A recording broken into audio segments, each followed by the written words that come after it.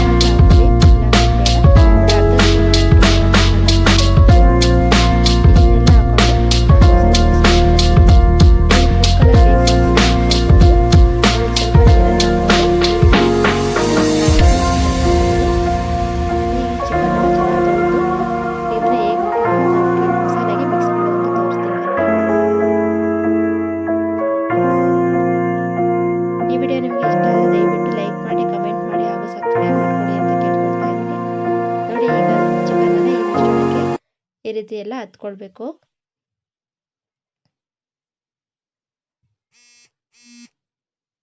ನೋಡಿ, ಈ ರೀತಿ ಎಲ್ಲದನ್ನು ಹಾಕೊಳ್ತಾ ಇದ್ದೀನಿ. ನೀವು ಕೂಡ ಟ್ರೈ ಮಾಡಿ ನೋಡಿ, ಹೇಗಿತ್ತು ಅಂತ ಕಮೆಂಟ್ ಮಾಡಿ ತಿಳಿಸಿ. ತುಂಬ ಇಷ್ಟ ಆಗುತ್ತೆ. ಒಮ್ಮೆ ಈ ರೀತಿ ಮಾಡಿ ನೋಡಿ, ಪದೇ ಪದೇ ಈ ರೀತಿ ಮಾಡಬೇಕು ಅಂತ ಕೂಡ ಅನಿಸುತ್ತೆ.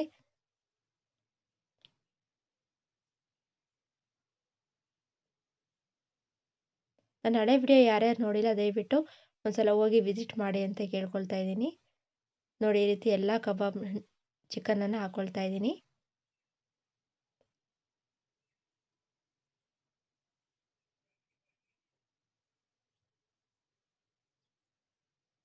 ಇದಕ್ಕೆ ನೀವು ಸ್ವಲ್ಪ ಲಾಸ್ಟಿಗೆ ಕರಿಬೇವನ್ನು ಕೂಡ ಕರೆದು ಹಾಕ್ಕೊಳ್ಬೋದು. ತುಂಬ ಚೆನ್ನಾಗಿರುತ್ತೆ ಟೇಸ್ಟು.